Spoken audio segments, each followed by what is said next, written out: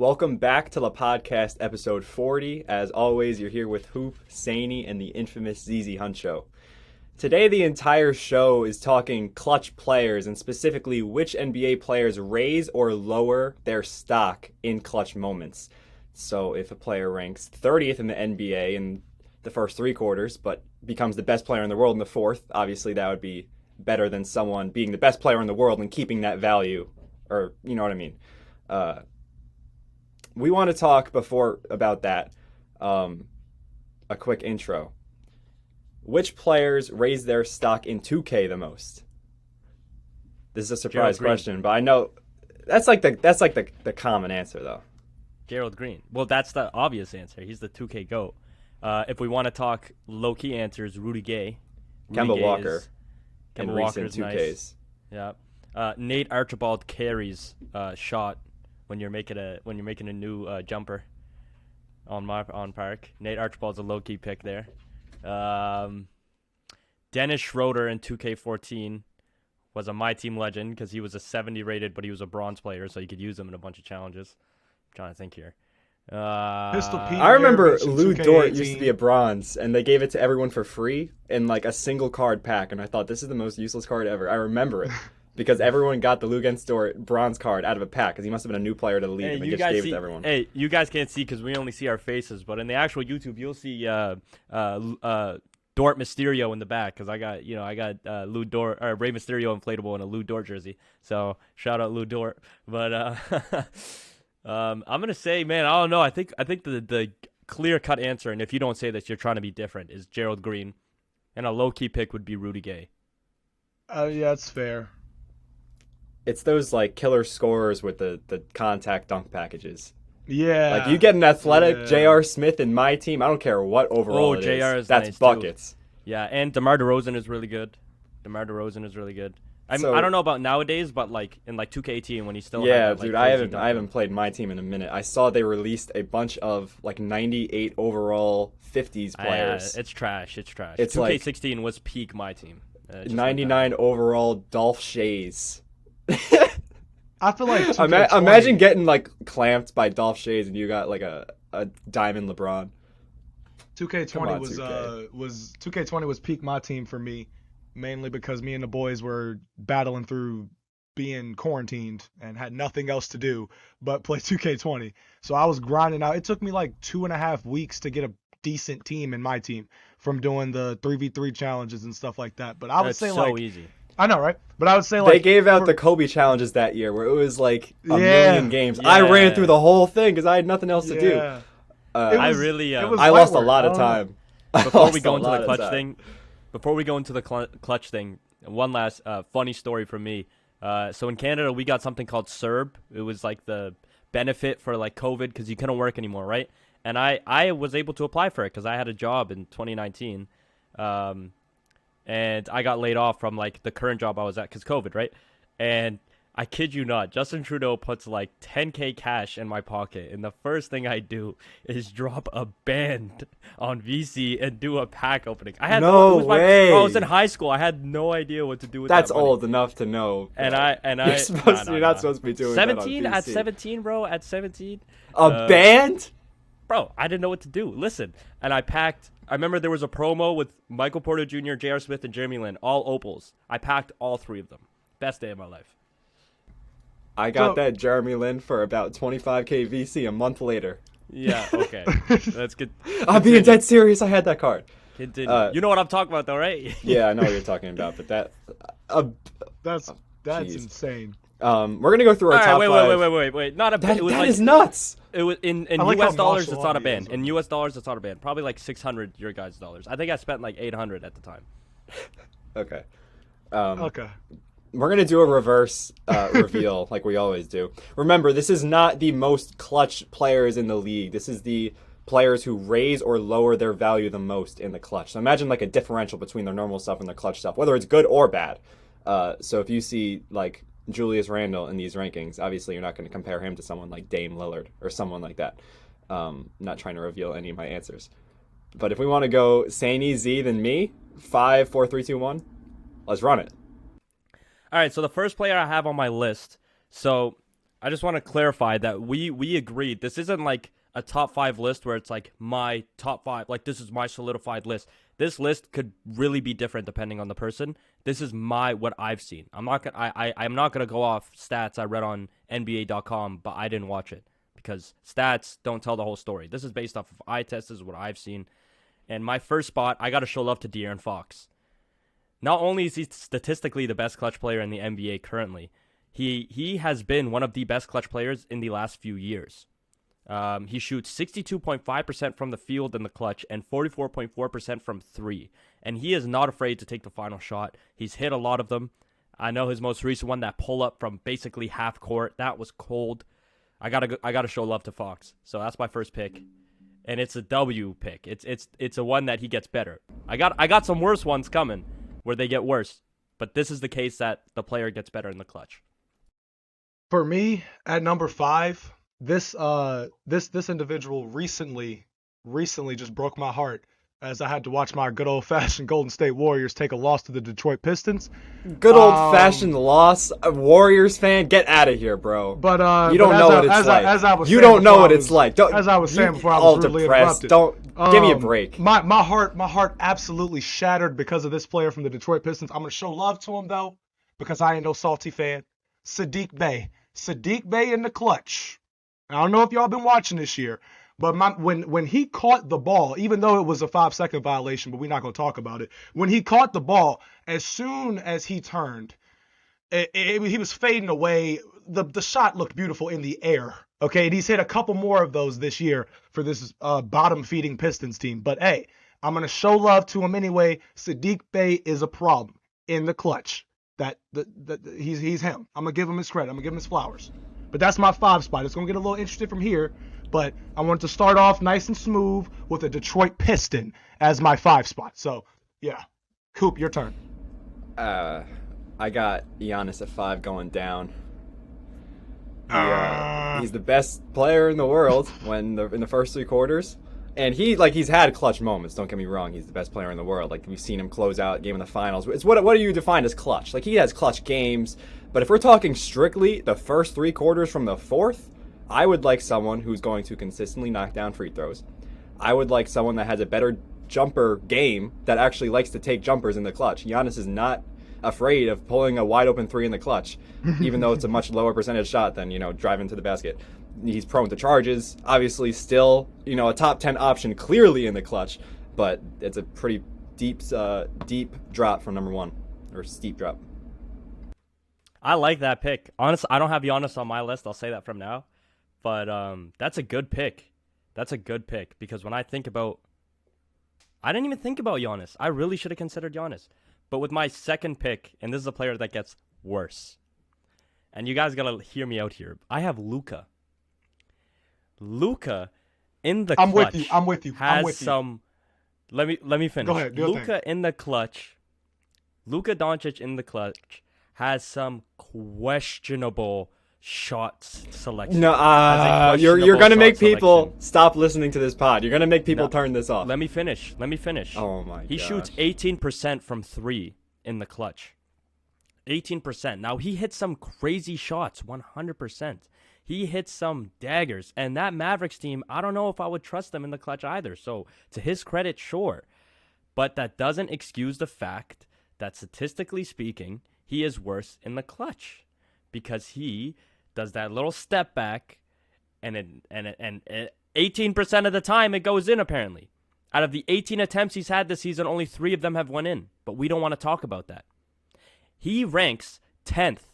Listen to this. He ranks 10th in total amount of points in the clutch scored this season, or in the top 10. Sorry, I don't know where exactly he ranks. He's in the top 10, but he by far has the worst efficiency in that top 10 list. The worst efficiency in that top 10 list. He takes a lot of shots in the clutch, and he does not do them efficiently. 18% from 3 is unexcusable, especially when you're a guy who's supposed to be a great scorer as Luka Doncic. And listen, he's been on the tear. I'm not hating on him, but we're specifically talking about the clutch. He has a poor shot selection. We cannot excuse that. He has a poor shot selection, but I made a video on this. The game winners, which are the most viral, awful shots taken are plays that are drawn up for him that are awful from Jason Kidd. They Sure. run a play where they pin down the center and he's just in open space with 3 seconds left from the logo and he's supposed to do something one-on-one when meanwhile he's not the shiftiest guy. You want Luka doing your work down low because when people talk about Luka as this like when I made the video he's an all-world shooter.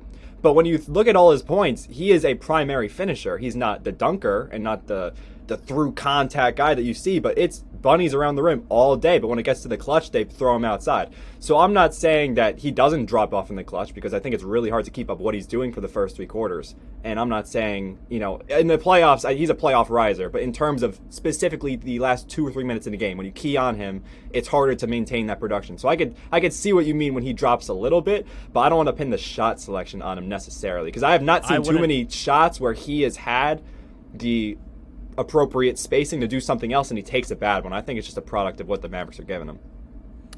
Well, you have to remember the point of the video or the episode here. It's top 5 players who change in the clutch, whether that's better or worse. Luka Doncic, to me, in the first 3 quarters, will destroy your team. He is a top 2 talent in the world right now, top 2 basketball player in the world right now. But in the clutch,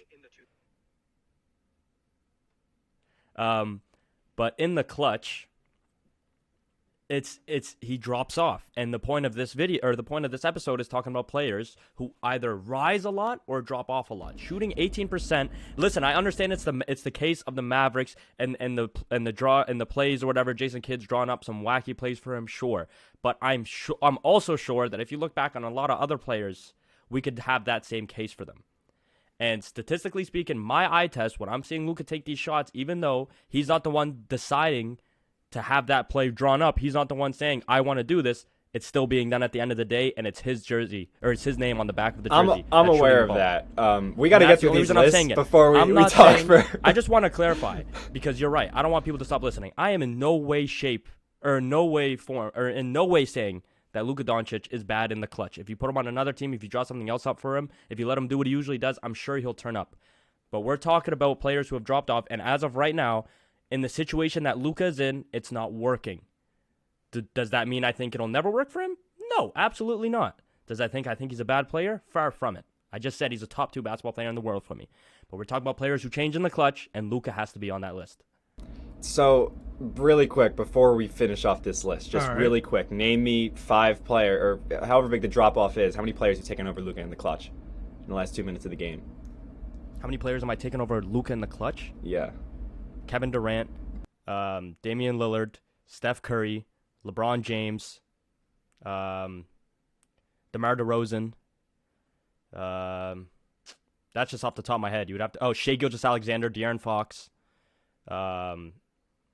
You'd have to let me look at a list of players, but those are just who? He said Kyrie. Oh, Kyrie. Kyrie. Yeah, I don't know. We gotta keep moving with this list. Z, you're up. But that's just 8 players off the top of my head, and you just asked for 5. So. Okay. So for number 4, this is a player that drops for me, and it's a little bit closer to home. It's Jordan Poole. Jordan Poole. I have watched Jordan Poole go on tears for the first half, and even tears within the Warriors' little third quarter runs that they go on. But in the fourth quarter, specifically when Jordan Poole is at the head of the offense running points, he just makes a lot of not even questionable plays, but just questionable turnovers. You can go back to the shot the other night where Dante DiVincenzo hit that tough one with 0.7 seconds left, but it was because Jordan Poole had just taken a contested shot. It got blocked by DeJounte Murray and then sent over to Dante DiVincenzo, who was open for 7+ seconds before Jordan Poole decided to shoot that contested 100% smothered jump shot in the clutch when the Warriors needed him to make a play in the clutch. If you go back and watch the daggone clip itself, Klay Thompson is on the other side of the court pointing to DiVincenzo.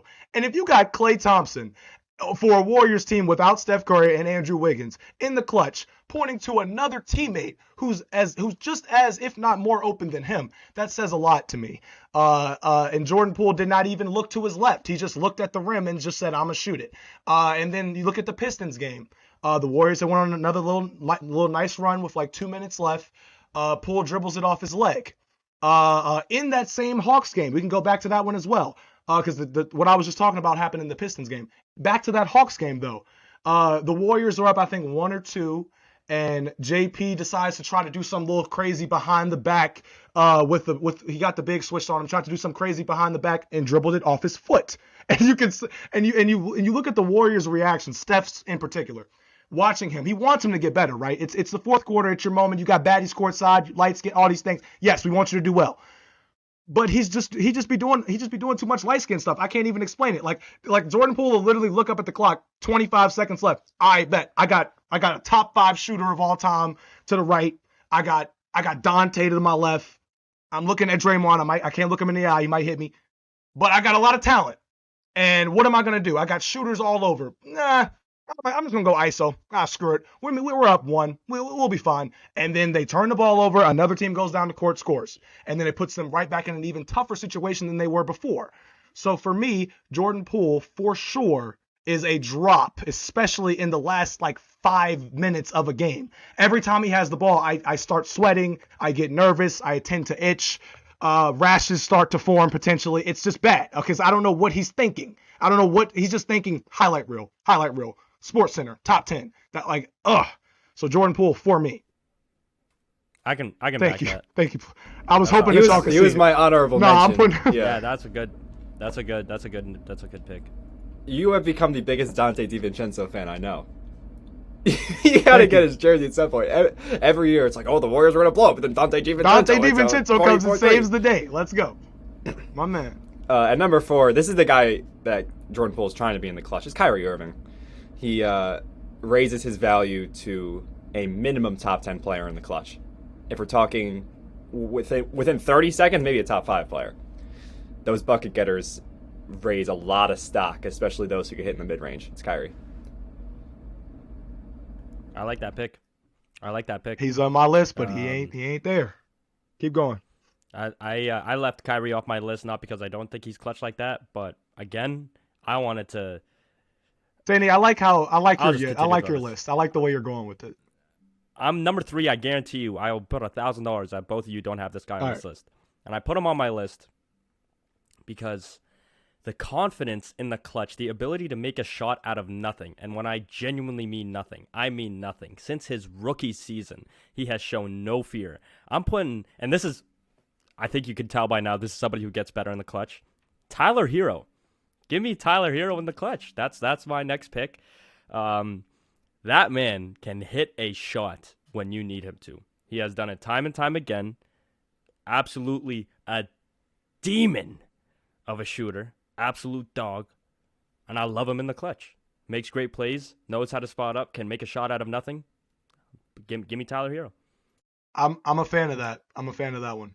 I don't have him in my top 5, but I am a fan. I am a fan of that. All right, for me, we're at 3. I'm gonna be honest with you. My third one is a few players from this person's team could have made this list, but I didn't want to be too generic, so I didn't want to pick the number 1 guy. So I'll pick the number 2 or 3. It's Jeremy Grant, bro, from the Portland Trailblazers. My man, Jeremy Grant. Let me just say, okay, when you were playing on the Portland Trailblazers as is, the number 1 guy that everybody knows when the game is on the line that they're looking to get the ball to is Damian Lillard, right? So for me, if you are able to stand out next to someone as clutch as Damian Lillard is, that's a plus. That's a big plus for me. He's averaging, I think, 22 on the season, at which I'm pretty sure is career highs for him. And he's an option for this Portland team in the clutch. And to be honest with you, I think Portland might be the clutchest team in the league because they just have so many options. You got Dame at the helm, which everybody knows. But if Dame wants to, use himself as a decoy, he's got Nurkic. Chill out. I was gonna say Josh Hart besides Jeremy Grant.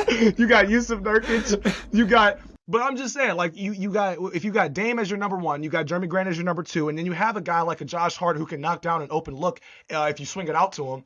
And Jeremy Grant, the one thing I give him credit for, he can create his own shot. For somebody playing, the stretch 4, if you will. For somebody like that to be able to create their own shot in the clutch, you can go one-on-one. He can take him at the block, low post. That was that fadeaway that he had earlier on in the season. So just for a guy like that, I got to give him some love.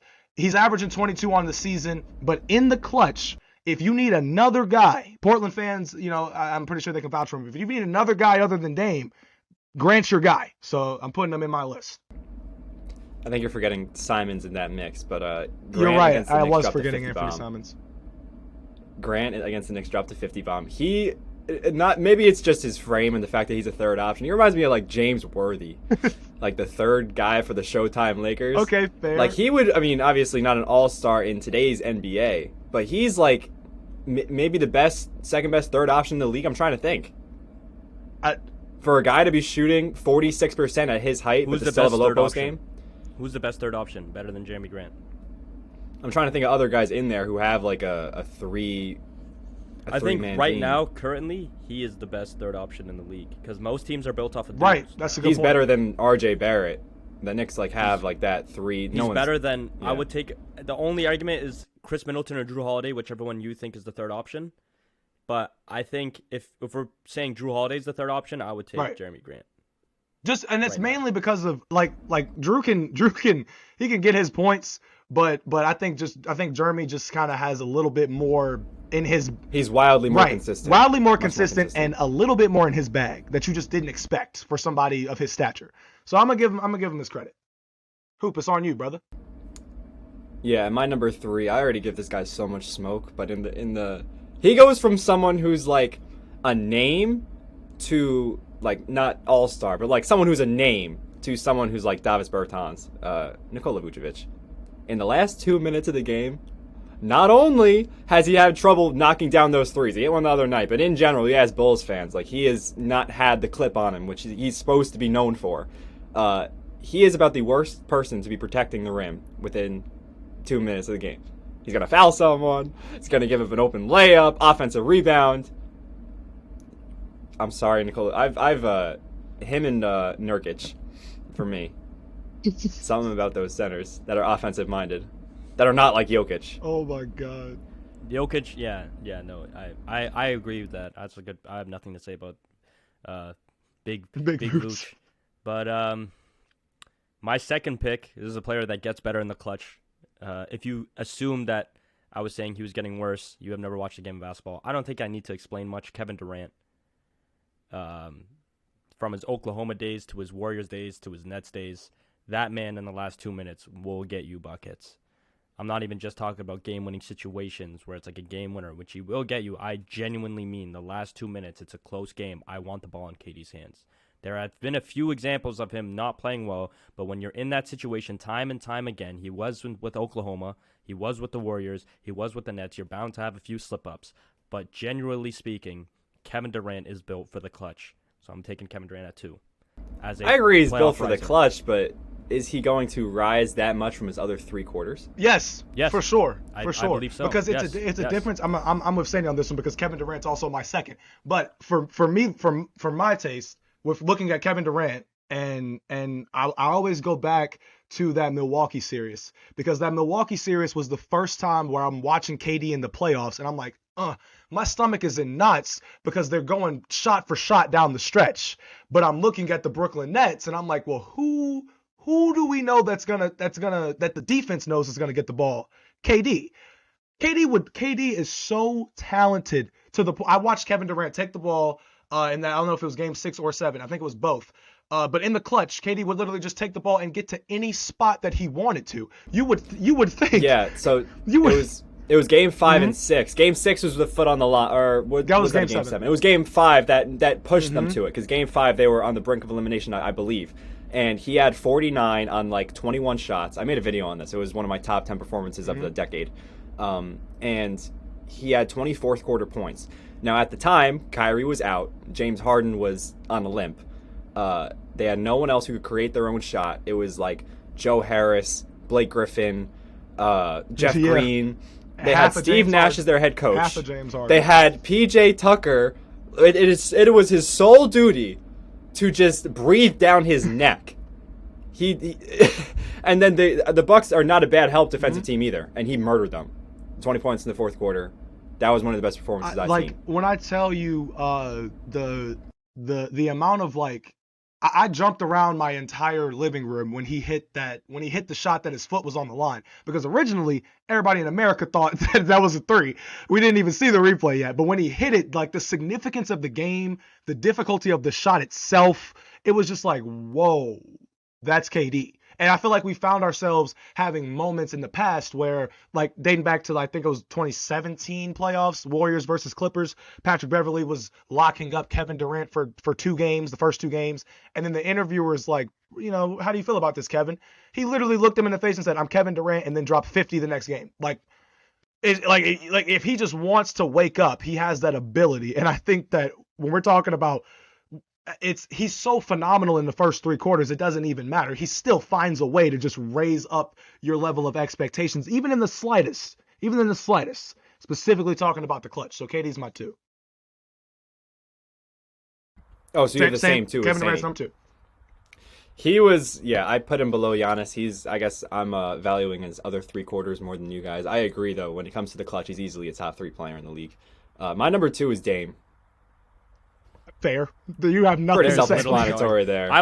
Pretty self-explanatory there. I had Dame on my list, and I had Kyrie on my list as well, and I took them out just for the fact that I did not want our list to be this similar. So I'm happy I did. Dame's in his own. Gotta show some love. Gotta show some. You gotta remember love. To the listeners, this is like our personal opinion. This isn't my solidified. If I were to make a list of the top 5, I have a completely different list. This is like my eye test and my like. Holy moly guacamole, this guy really elevated or really went down a whole flight of stairs in the clutch.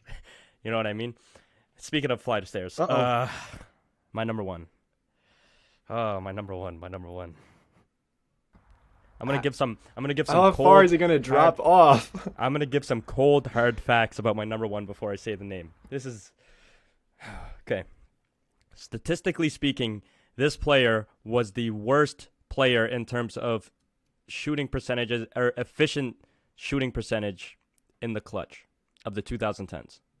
Didn't make him the worst clutch player in the 2010s because of the volume he was shooting at, but statistically speaking, efficiently wise, he was the worst out of any player in the league. This player has done a lot of mistakes in the fourth. Has taken a lot of dumb shots. Granted, has hit a lot of crazy shots, but when you have that much of a volume, same case I gave with Luka, you're bound to hit some crazy shots. My number 1, and the player that drops off the most in the clutch, is Russell Westbrook. You're a G for that. I will be honest. If there is one person that I have watched the most in my life, it is obviously Russell Westbrook. And like I told you guys, this list is truly based off of my eye test. I like to say that 90% of the time I try to stay unbiased. I try to keep my lists. I try to do everything I do to my actual opinion, what I actually feel.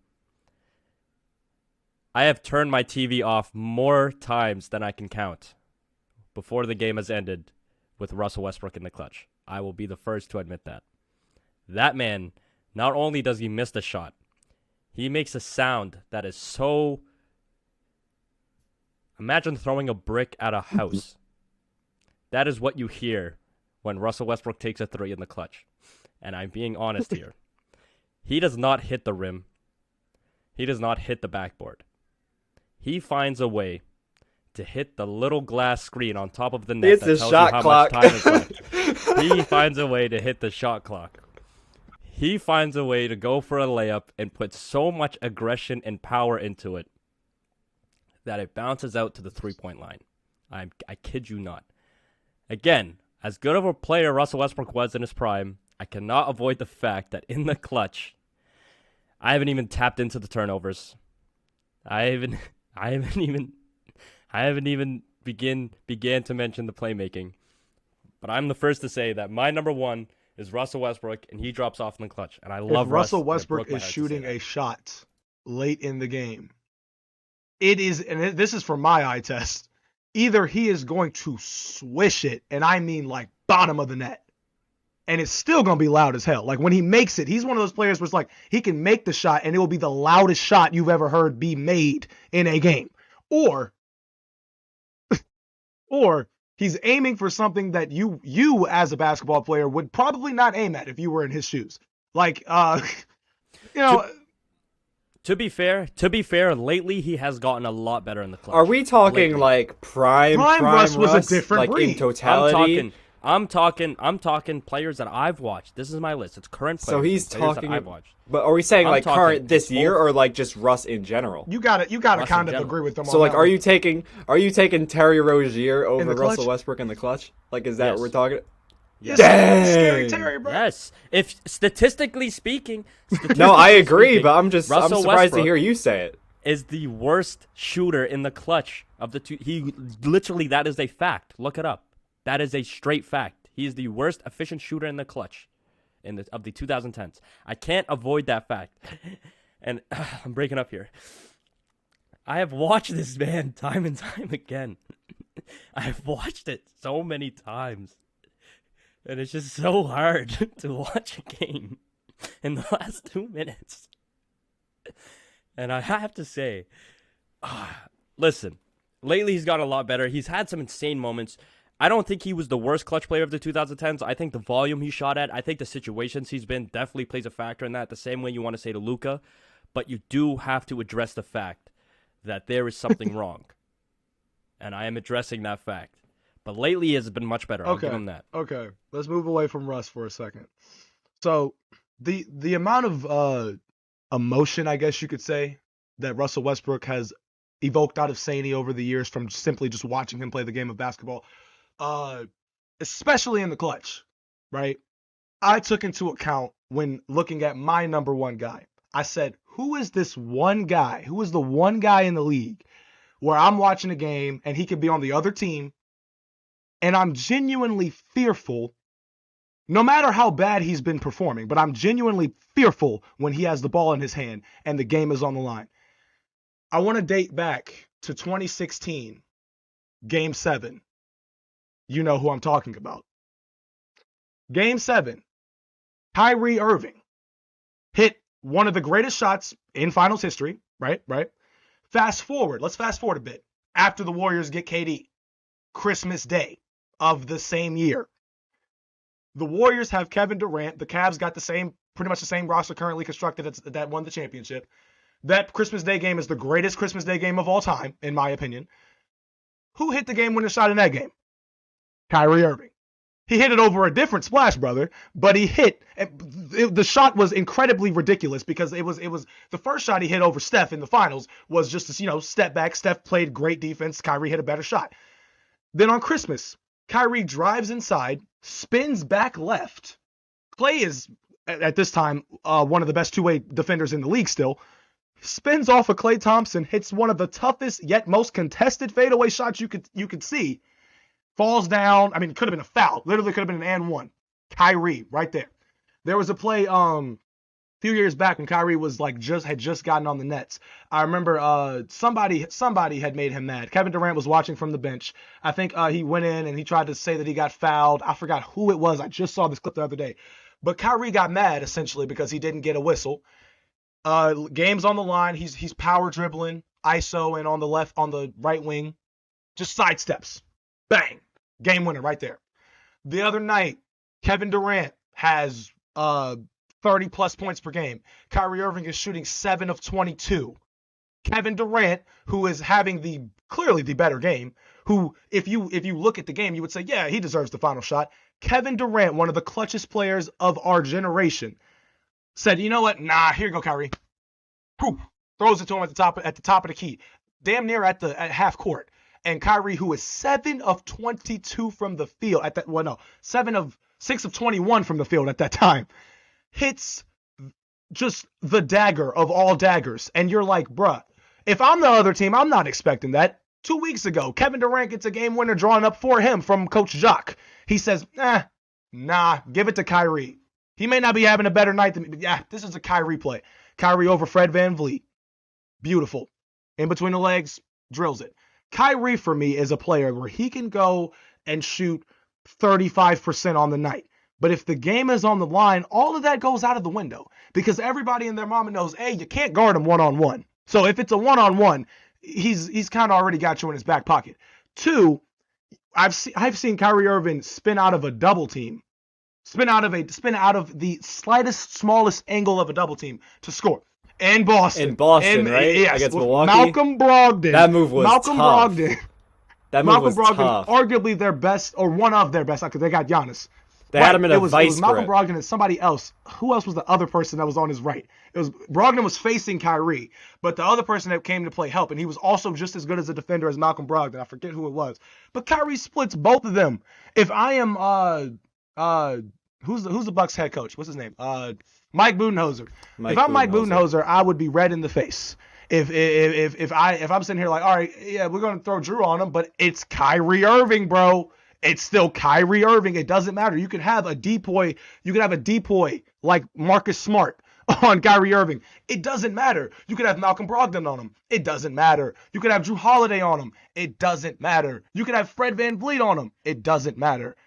Clay, Steph, it doesn't matter. He's still Kyrie at the end of the day.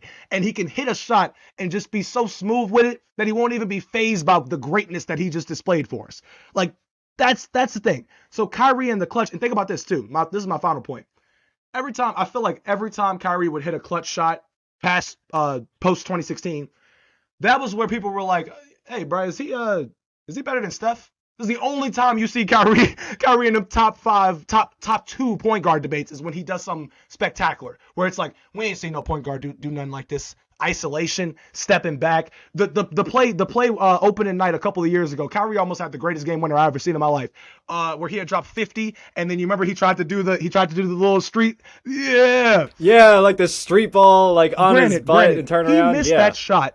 Not because of the defense. He just missed the shot. I think he was so surprised that he even got a quality look as good as that. So, like, it's Kyrie, bro. Kyrie can do anything in the clutch. I am for certain. He can drive in. He can hit a mid-range. He can hit a three-pointer. It's Kyrie for me. Yeah, so bottom line, these are pretty much all shot creators. A lot of them. Because guys who can score at all 3 levels are best at manipulating the defense and getting their own bucket. Mine's DeMar DeRozan.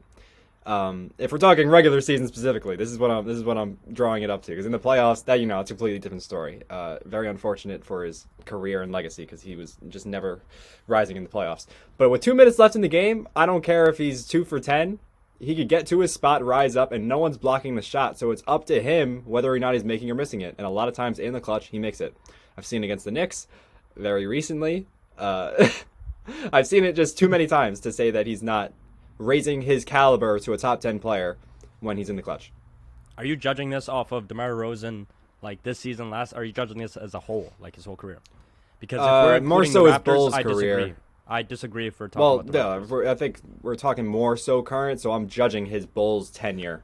I think he changed once he was on the Spurs. Yeah. He definitely changed. I thought we were talking current players, like if you're in the league as a whole in the clutch. Well, he could not shoot a lick from the outside in Toronto.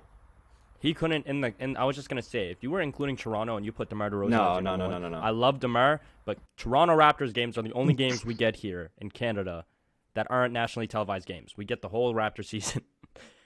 The amount of times, and my dad's a Raptors fan, the amount of times I've heard my dad cuss out DeMar DeRozan in Arabic because that man cannot hit a shot in the clutch.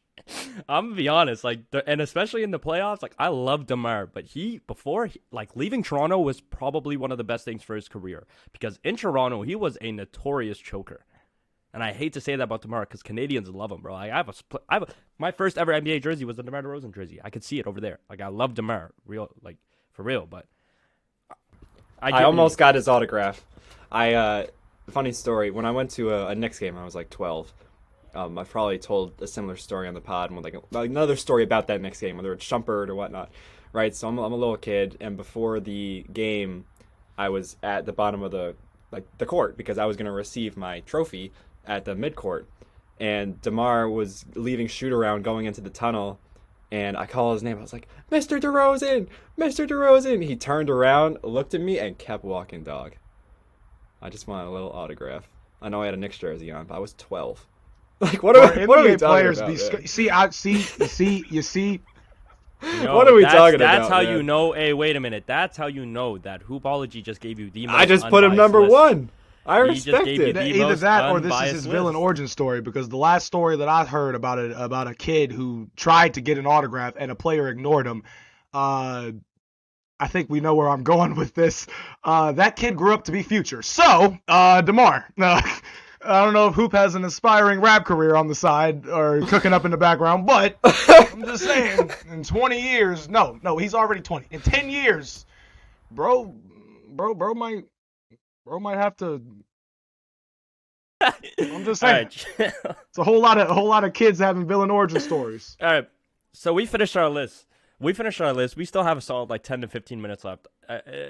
Is there anything we want to argue about here? Because I feel like it's hard to argue a list that's all opinion based. I think my main thing, I want to go back to Z's Sadiq Bey.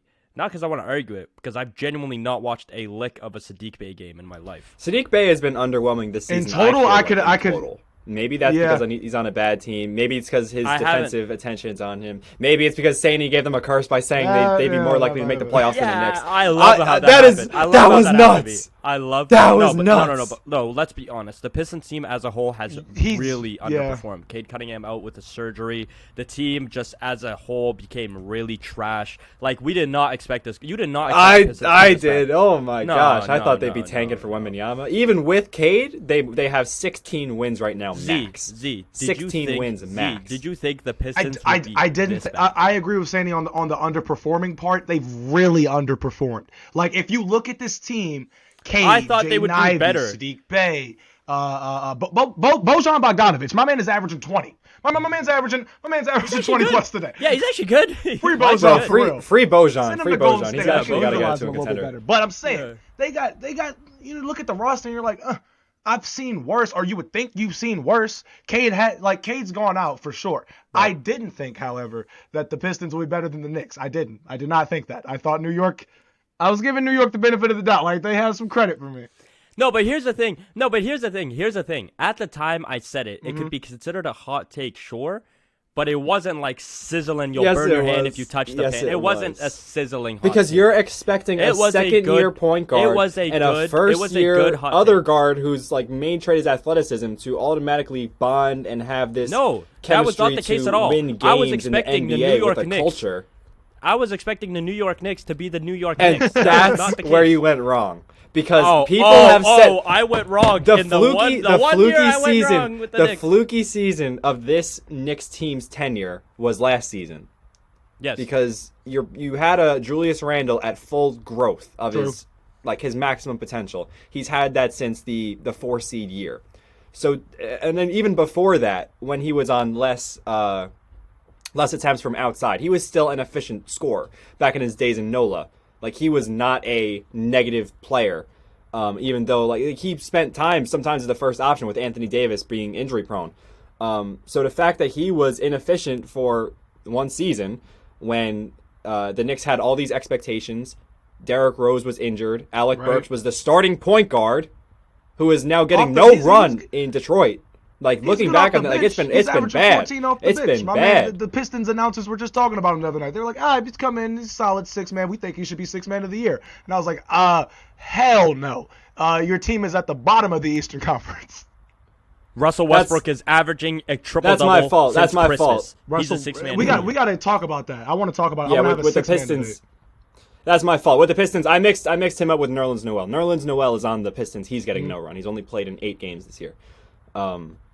But to say that with Jalen Brunson coming in, that things would not go back to the way they were. Well, I mean, you got to also take into account the fluky year was the bad one, not the good one. Did I address that it was a hot take? Like, everybody can have a hot take that they want to give. It's not sizzling. It wasn't yes, it's sizzling.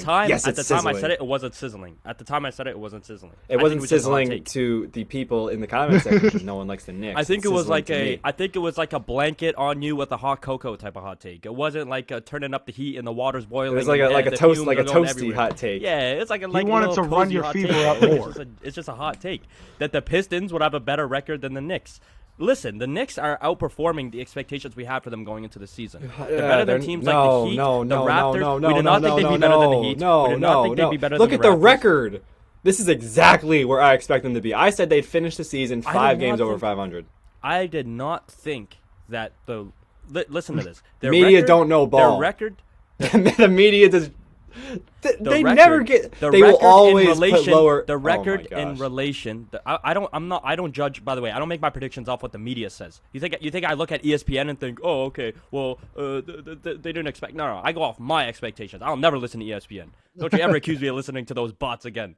Okay, they take 5 guys that go make them write the same article about the same opinion, and they contradict themselves everywhere. Listen, the Knicks' record is what you thought it would be going into the season. But the whole league's record in relation to them, everybody is so close to each other right now. The Knicks are a solid 3 games, from a top 4 seed. Like, every team is within each other right now, right? If you look at the records, everybody in playoff contention, they are weirdly close. Like, I've never seen this much competition in both conferences. The Warriors where were the a playoffs 6 are seed genuinely yesterday. up in the air. So the Knicks are outperforming what the expectations I've had for them going into the season, and I think the expectations you had going into the season, because guess what? They're proving that they can be up to par with teams that are supposedly supposed to be contenders. They're within their record. They're putting up a fight with teams that are supposedly supposed to be contenders. They have a great record right now. And 22-18 in this league is a great record to have. If you were to put that in the Western Conference, which is supposedly supposed to be We're the like best neck and neck with conference the in the Mavs, league, right? they're 1 game off the Mavs, which are a top 4 seed. Yeah. And the West is supposedly supposed to be this. Everyone in the conference, pod, please vote Julius Randle as an all-star. He should be. 24 I think he should be an and 10 all-star, right now 100%. on You're right, 46% 100% shooting. And here's Get him why. in, please. The That would the produce only the greatest reason that TikTok video I of all would give time. Julius The Randle Knicks- an all-star vote is because of what you had just said. Last season, we were expecting greatness from this man after a 2021 run that led him all the way to the playoffs, and then I think they were expecting greatness in the playoffs of the 4 seed year. When he flopped in Atlanta, then the next season, everyone already quote unquote knew that he sucked. And so they were booing him and out. I the also gate. want to give him the So benefit that's of the what I'll doubt say. because the fact that my man was walking into Madison Square Garden getting booed for weeks on weeks consecutively last season and stayed the course. And now that love is just, you know how Knicks fans are. They hate you for a Tuesday and then they like you again on Thursday and then hate you again on Sunday and then back. Yeah. But I want to get to this point. There are 2 teams that I think underperformed, at least to my expectations this year. That is the Toronto Raptors and the Atlanta Hawks. The Atlanta Hawks, emphasis on the Atlanta Hawks, because I know we was up here talking about, DeJounte Murray in the offseason specifically. DeJounte Murray and Paulo, why is he being so mean? Why? Okay, well, he's going to bring this energy to Atlanta, and this new duo in Atlanta is going to. The Hawks are 18-21, bro. Like what is happening? They just lost to the Lakers last night. I'll see you in the A. I agree with everything you say, but I want to we should probably get near to ending the episode because this is supposed to be about clutch players. We should definitely talk about this in the next episode in terms of records and relation. I don't want to go into a conversation that's unrelated to the episode, but I do agree. Just before we end the episode, I just want to end off on one thing. Remember that when we were making our predictions for the playoffs heading into the season, I called the Bulls not making the playoffs, and I called the Bulls having a bad season. So I also want to say I had the Hawks as an 8 seed and the Bulls as a 10 seed. If you want to see it on the camera right here, beautiful. I got you. Yeah, no, like I called the Bulls not being great, and I had the Knicks wedged in as a 9, which might be low because the Raptors. I had the Raptors ahead of them. Yeah, the Raptors are terrible. The Raptors are awful. We should. What happened? We should have a whole Raptors segment. I would love to do that. But anyway, thank you so much for listening to this podcast. Just before we go, Sandy would like to tell you that the Lakers are 2 games off of the 5th seed, so go tell that to your mother. Thank you and have a great night.